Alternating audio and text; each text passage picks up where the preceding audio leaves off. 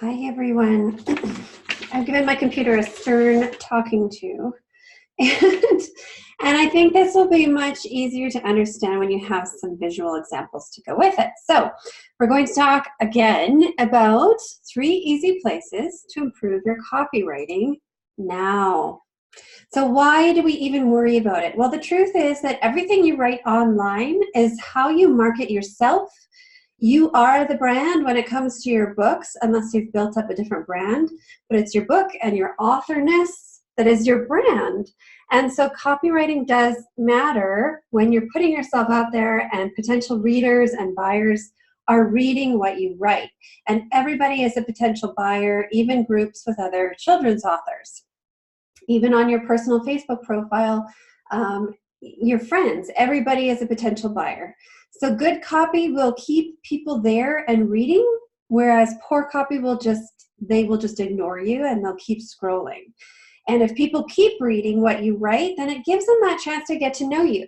Ideally, when they get to know you, they will like you.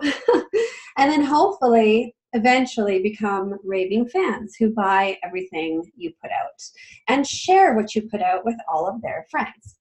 So good copy will sell your books, and then you don't really have to. Pardon me. So the first place we're going to look at upgrading your copywriting skills is on social media. And this is my example, even though it's a little bit cut off, of a wall of text post. This could be the most interesting post you've ever read, but chances are very good that you're not ever going to read the whole thing. And what stands out most to your eye? I'm guessing the thing that takes your attention right away is the one emoji in the post.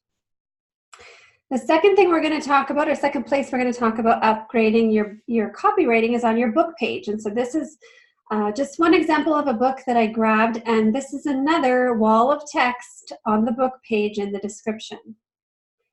Your author bio is another place that you have an opportunity to create raving fans. And so this unfortunate guy, I think his book is doing well, so it doesn't really matter that I'm using this, but he's put the same bio and from the author, about the author, and there's one more place that he put it actually, but it wasn't easy to get a screenshot. So I'm going to give you some ideas for improving your copy in these 3 places. So let's start at social media. This is that first blurb that I showed you, and this is what we call a wall of text. So don't do this. Don't do this in any of your posts. Don't do this in any of your comments, anywhere. If you stop doing this right now, but keep posting, of course, you'll be improving your copywriting immediately. It's not readable, it's not skimmable, it's almost a little overwhelming when we are going, scrolling through whatever it is, Facebook or Instagram, and we come upon this. Now in this one, I'm gonna make it a little bit bigger, I think, I hope. Now I copied and pasted this post into my Google Docs, so that's why it's a screenshot, that's why it's a little bit blurry, I apologize. I spread it out. So right away, it's a little bit more interesting, less overwhelming. My guess is that your eye is immediately drawn to the one piece of color on this post, and that's the emoji. Our brains recognize emojis and they make us happy. They give us a little hit of dopamine, which is a happy hormone, and it will make people keep reading if you intersperse them on your post. Now I can improve this even more, but I didn't take the time to do it. I took the time to add some more emojis just so you could see it increases the interest. Makes it more interesting, makes me want to read it a little bit more. If I was to improve it even more, I would vary the sentence lengths. So I would put a little bit more here or here, make some short, make some long, really improve that readability and make it interesting. So now, second thing to consider when you're posting on social media and when you're commenting to somebody's post is to use a hook.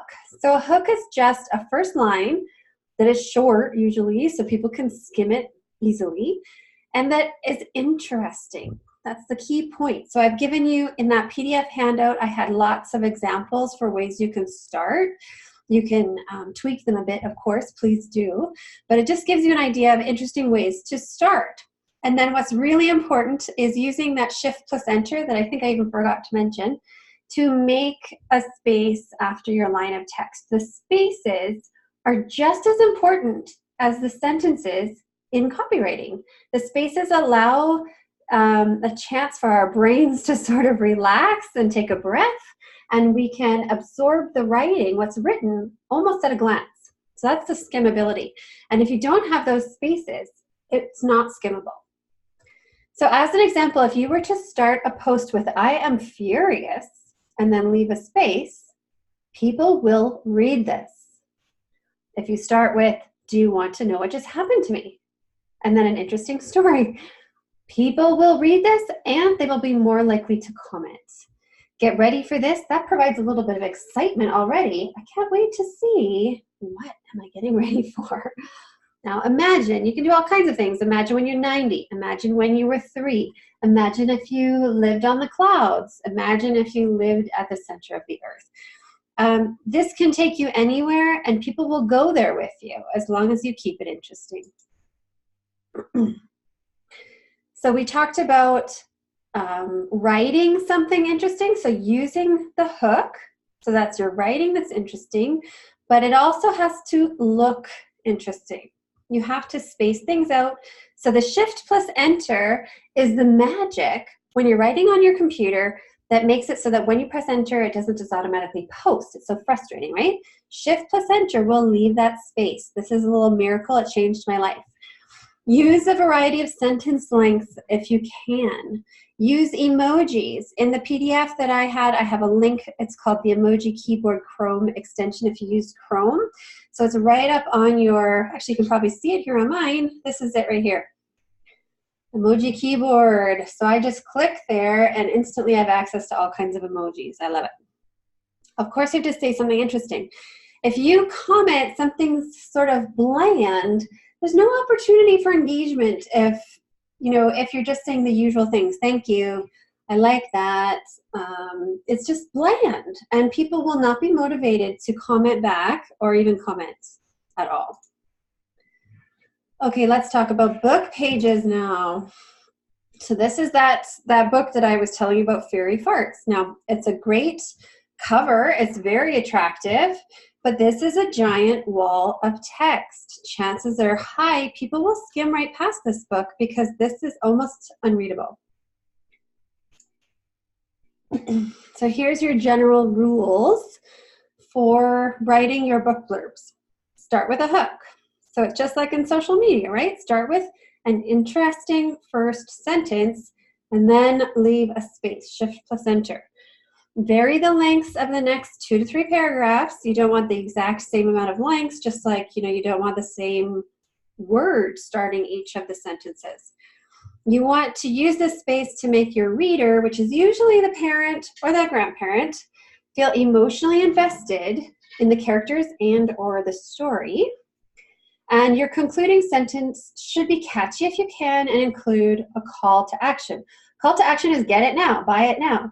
Studies have been done. If you have a call to action, you drastically increase the chances of people buying your product or doing whatever it is. Maybe it's not always a purchase, but reply now, answer now, comment now, subscribe now, things like that. You drastically improve the chances that people will do it when you tell them what to do. I guess we're simple people.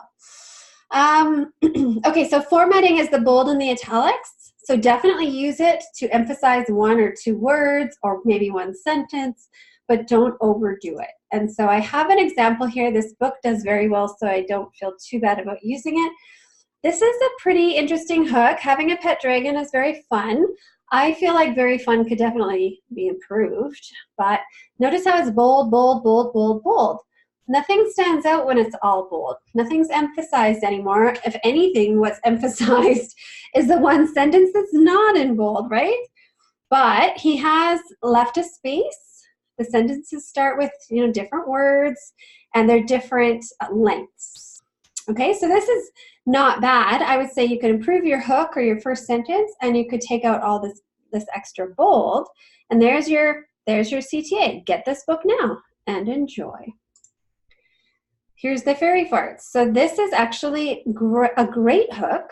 This is the book the fairies don't want you to read, but it's going to get lost. Maybe people will read that first sentence, but honestly, I don't think they will very much. So this could be the best thing that you've ever written, but people aren't going to read it because we don't have very long attention spans.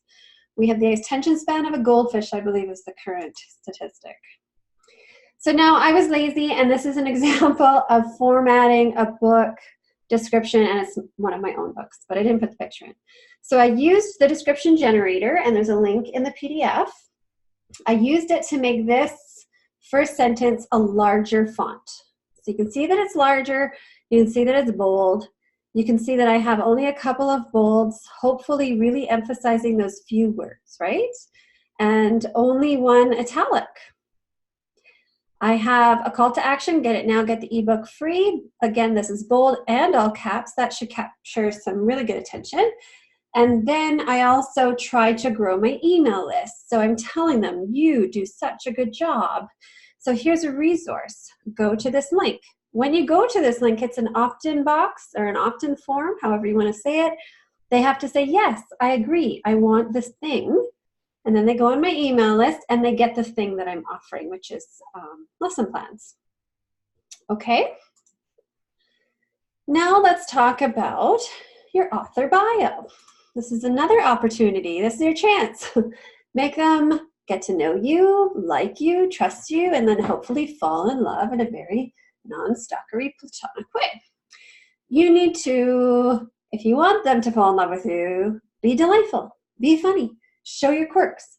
It can be really hard. We can get caught up being so professional that we forget to be relatable, or maybe we don't even realize that we're not relatable.